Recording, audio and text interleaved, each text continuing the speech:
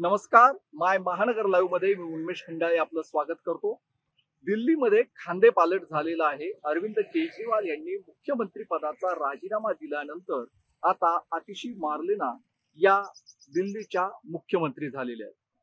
दिल्लीच्या त्या तिसऱ्या महिला मुख्यमंत्री म्हणून कार्यभार पाहणार आहे. याआधी शीला दीक्षित, त्यानंतर सुषमा स्वराज, भारतीय जनता पक्षाच्या सुषमा स्वराज होत्या, तर शीला दीक्षित या काँग्रेसकडून मुख्यमंत्री झालेल्या होत्या.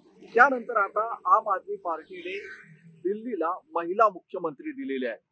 महाराष्ट्रातही विधानसभेचे वारे वाहत आहेत. महाराष्ट्रातही विधानसभा निवडणूक येत्या 2 महिन्यामध्ये होण्याची शक्यता आहे आणि त्याआधी महाराष्ट्रामध्ये सगळ्याच पक्षांकडून मुख्यमंत्री कोण होणार अशी विचारणा केली जाते. खास करून महाविकास आघाडी आणि महायुतीमध्ये मुख्यमंत्री पदावरून मुख्यमंत्री पदाचा चेहरा कोण याबद्दल नेहमी चर्चा होत असते.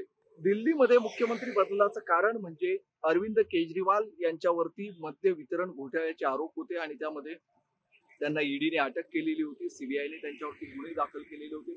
या सगळ्या प्रकरणामध्ये 3 महिने अरविंद केजरीवाल तुरुंगामध्ये होते. मात्र त्यांनी तुरुंगात असताना राजीनामा दिला नाही, मुख्यमंत्रीपद सोडलं नाही. तर त्यांनी मुख्यमंत्री पदावर कायम राहतच ते तुरुंगामध्ये होते आणि आता त्यांना सर्वोच्च न्यायालयानं जामीन दिलेला आहे. मात्र सर्वोच्च न्यायालयानं जामीन देताना अरविंद केजरीवाल यांना सचिवालयात न जाण्याचं सांगितलेलं आहे. त्यासोबतच कोणत्याही फाईलवर सही करता येणार नाही आणि नायब राज्यपालांच्या संमतीशिवाय कोणताही निर्णय घेता येणार नाही, अशी सगळी बंधनं घातलेली आहेत. आणि त्यामुळे अरविंद केजरीवाल यांनी मुख्यमंत्री बदलाचा निर्णय घेतला. त्यांनी मुख्यमंत्री पदावरून राजीनामा दिला आणि आता आतिशी या दिल्लीच्या मुख्यमंत्री झालेल्या आहेत. महाराष्ट्रात देखील विधानसभा निवडणूक आहे आणि महाराष्ट्रामध्ये विधानसभा निवडणुकीसोबतच दिल्लीचीही निवडणूक घ्यावी अशी देखील मागणी अरविंद केजरीवाल यांनी केलेली आहे. मात्र महाराष्ट्रामध्ये वातावरण थोडंसं वेगळं आहे. महाराष्ट्रामध्ये महाविकास आघाडी आणि महायुती या दोन्ही आघाड्यांमध्ये मुख्यमंत्री कोण होणार यावरून सध्या जोरदार घमासान सुरू आहे. यामुळे दोन्ही आघाड्या आणि महायुतींमध्ये धुसफूस सुरू आहे असं म्हटलं तर वावगं ठरणार नाही. म्हणजे एकीकडे एकनाथ शिंदे हे सध्या मुख्यमंत्री आहेत, मात्र देवेंद्र फडणवीस यांनाही मुख्यमंत्री व्हायचं आहे. त्यांच्या पक्षाचे नेते म्हणतात की आता मुख्यमंत्रीपद हे भारतीय जनता पक्षाकडेच असलं पाहिजे. तर दुसरीकडे राष्ट्रवादी काँग्रेसचे अजित पवार यांना देखील भावी मुख्यमंत्री म्हणून त्यांचे नेहमीच बॅनर झळकत आलेले आहेत. भारताला स्वातंत्र्य मिळाल्यानंतर महाराष्ट्र राज्यामध्ये आजपर्यंत महिला मुख्यमंत्री झालेल्या नाहीये आणि त्यामुळे राज्य सरकारने आणलेल्या लाडकी बहीण योजनेला पर्याय देण्यासाठी महाराष्ट्रामध्ये महाविकास आघाडीकडून महिला मुख्यमंत्री पदाचा चेहरा पुढा केला जाऊ शकतो का, अशी चर्चा आतिशी यांच्या दिल्लीमध्ये मुख्यमंत्री झाल्यानंतर महाराष्ट्रात सुरू झालेली आहे. राज्य सरकारने आणलेली लाडकी बहीण योजना ही नाही म्हटलं तरी महाविकास आघाडीसाठी डोकेदुखी ठरत आहे. महाविकास आघाडीला या योजनेला अजूनही पर्याय देता आलेला नाहीये. ते कितीही या योजनेला चुनावी जुमला म्हणत असले किंवा टीका करत असले तरीही अद्यापपर्यंत लाडकी बहीण योजना ही महाराष्ट्रामध्ये सर्वाधिक प्रसिद्ध झालेली आहे. बहिणींमध्ये, महिलांमध्ये या योजनेची चर्चा आहे आणि ही योजना जर कायम राहिली तर ती गेम चेंजर आगामी विधानसभा निवडणुकीमध्ये ठरू शकते आणि त्यामुळेच आता महिला मुख्यमंत्री पदाचा चेहरा पुढे करून महाविकास आघाडी या योजनेला पर्याय देऊ शकते का, अशी चर्चा सुरू झालेली आहे. जर समजा महिला मुख्यमंत्री पदासाठी चेहरा पुढे करायचा असेल तर तो कोण आहे याची देखील चर्चा कालपासून सुरू झालेली आहे. महाविकास आघाडीमध्ये अनेक मातब्बर नेते आहेत, मग त्या काँग्रेसमध्ये असतील किंवा राष्ट्रवादी काँग्रेसमध्ये असतील आणि शिवसेनेमध्ये सुद्धा. त्यासोबतच महायुतीमध्ये देखील महिला नेत्यांची कमतरता नाहीये.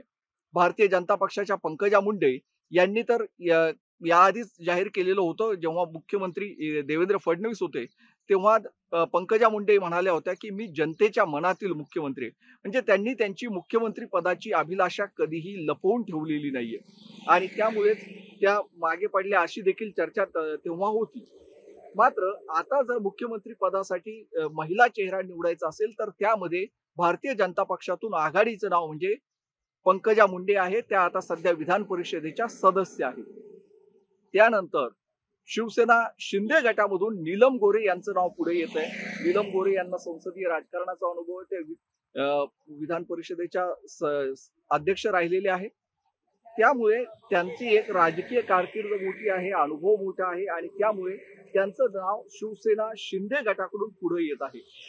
तर राष्ट्रवादी काँग्रेसकडून म्हणजे अजित पवार गटाकडून राष्ट्रवादी काँग्रेसच्या राज्यसभेतील खासदार सुनेत्रा पवार या देखील मुख्यमंत्री पदासाठी चेहरा होण्याची शक्यता नाकारता येत नाही। त्या सध्या राज्यसभेच्या सदस्य आहेत आणि जर समजा महायुतीची सत्ता आली आणि मुख्यमंत्री पदाची संधी जर राष्ट्रवादी काँग्रेसला मिळाली तर सुनेत्रा पवार यांचं नाव पुढे येत आहे।